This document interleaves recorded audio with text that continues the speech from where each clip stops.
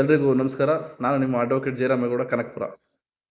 ವೀಕ್ಷಕರು ಒಂದು ಮೆಸೇಜನ್ನು ಹಾಕಿದ್ರು. ನಾವು ಕ್ರಯಪತ್ರವನ್ನು ಮಾಡಿಕೊಟ್ಟಿದ್ದೀವಿ. ಆ ಕ್ರಯಪತ್ರವನ್ನು ಮಾಡಿಕೊಡೋ ಸಂದರ್ಭದಲ್ಲಿ ಆಸ್ತಿಯನ್ನು ಖರೀದಿಸಿದ ವ್ಯಕ್ತಿ ನಮಗೆ ಚೆಕ್ನ ಮೂಲಕ ಹಣವನ್ನು ನೀಡ್ತೀನಿ ಅಂತೇಳಿ ಚೆಕ್ಕನ್ನು ನೀಡಿದರು. ಆದರೆ ಆ ಚೆಕ್ ಇವಾಗ ಬೌನ್ಸ್ ಆಗಿದೆ, ನಾವೇನು ಮಾಡಬೇಕು ಅಂತ ಮೆಸೇಜನ್ನು ಹಾಕಿದ್ರು.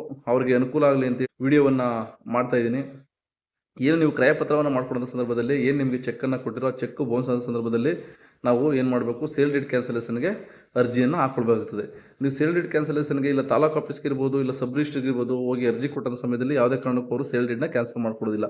ಅವಾಗ ನಾವೇನು ಮಾಡಬೇಕು ಅಂತ ಹೇಳಿದ್ರೆ, ಏನು ನಿಮ್ಮ ವ್ಯಾಪ್ತಿಗೆ ಬರುವಂಥ ಅಂದರೆ ನಿಮ್ಮ ಸ್ಥಳೀಯವಾಗಿ ಇರುವಂಥ ನ್ಯಾಯಾಲಯ ಇರುತ್ತೆ, ಅಲ್ಲಿ ನ್ಯಾಯಾಲಯದಲ್ಲಿ ನೀವು ದಾವೆಯನ್ನು ಹೂಡಬೇಕಾಗ್ತದೆ. ನೀವು ದಾವೆಯನ್ನು ಹೂಡೋದಕ್ಕಿಂತ ಮುಂಚಿತವಾಗಿ ಏನು ಮಾಡಬೇಕು, ನಿಮ್ಗೆ ಗೊತ್ತಿರುವಂಥ ವಕೀಲರು ಇರ್ತಾರೆ, ಅವ್ರನ್ನ ಭೇಟಿ ಮಾಡಿ ನಿಮ್ಗೆ ಏನು ಅನ್ಯಾಯ ಆಗಿರುತ್ತೆ ಎಲ್ಲ ವಿಚಾರವನ್ನು ಅವರು ತಿಳಿಸಿ, ನಿಮಗೆ ಏನು ಚೆಕ್ ಬೌನ್ಸ್ ಆಗಿರುತ್ತೆ ಆ ಚೆಕ್ ಬೌನ್ಸ್ ಆಗಿರುವಂಥದ್ದು ಮತ್ತು ಏನು ಸೇಲ್ ಡೀಡ್ ಇರುತ್ತೆ ಆ ಸೇಲ್ ಡೀಡ್ನ ನೀವು ಒಂದು ನಕಲು ಕಾಪಿಯನ್ನು ನೀವು ತಗೊಳ್ಬೇಕಾಗ್ತದೆ. ಯಾಕೆಂದರೆ ಒರಿಜಿನಲ್ಲು ಆಲ್ರೆಡಿ ಅವ್ರಿಗೆ ನೀವು ಆಸ್ತಿಯನ್ನು ಮಾರಾಟ ಮಾಡಿರ್ತೀರ, ಯಾರು ಆಸ್ತಿಯನ್ನು ಖರೀದಿಸಿರ್ತಾರೆ ಅವ್ರ ಹತ್ರ ಒರಿಜಿನಲ್ ಸೇಲ್ ಡೀಡ್ ಇರ್ತದೆ. ಅಂಥ ಸಂದರ್ಭದಲ್ಲಿ ನೀವೇನು ಮಾಡ್ತೀರಿ, ಏನು ನೀವು ಸೇಲ್ ಡೀಡ್ ಮಾಡಿಕೊಟ್ಟಿರುವಂಥ ಸೇಲ್ ಡೀಡ್ಗೆ ಅರ್ಜಿಯನ್ನು ಹಾಕಿ ಉಪನೋಂದಣಾಧಿಕಾರಿಗಳ ಕಚೇರಿಯಲ್ಲಿ ಆ ನಕಲು ಪ್ರತಿಯನ್ನು ತೆಗೆದುಕೊಂಡು ಹೋಗಿ ನಿಮ್ಗೆ ವಕೀಲರಿಗೆ ಕೊಟ್ಟು, ವಕೀಲರ ಮೂಲಕ ಏನು ಸೇಲ್ ಡೀಡ್ ಮಾಡಿಕೊಟ್ಟಿದ್ದೀರ ಆ ಕ್ರಯಪತ್ರವನ್ನು ರದ್ದು ಮಾಡಲಿಕ್ಕೆ ನೀವು ನ್ಯಾಯಾಲಯದಲ್ಲಿ ದಾವೆಯನ್ನು ಹೂಡಬೇಕಾಗ್ತದೆ. ನ್ಯಾಯಾಲಯದ ದಾವೆಯನ್ನು ಹೂಡಿ ಎಲ್ಲ ದಾಖಲಾತಿಗಳನ್ನ ಪರಿಶೀಲಿಸಿದ ನಂತರ ಏನು ಮಾಡ್ತಾರೆ, ಆ ನ್ಯಾಯಾಲಯದ ನ್ಯಾಯಾಧೀಶರು ಏನಿರ್ತಾರೆ ನಿಮ್ಮ ಸೇಲ್ ಡೀಡ್ ಕ್ಯಾನ್ಸಲೇಷನ್ಗೆ ಆರ್ಡ್ರನ್ನ ಮಾಡ್ತಾರೆ. ಈ ಮೂಲಕವಾಗಿ ನಾವು ಸೇಲ್ ಡೀಡ್ನ ಕ್ಯಾನ್ಸಲ್ ಮಾಡಿಸ್ಕೊಳ್ಬೋದಾಗುತ್ತೆ.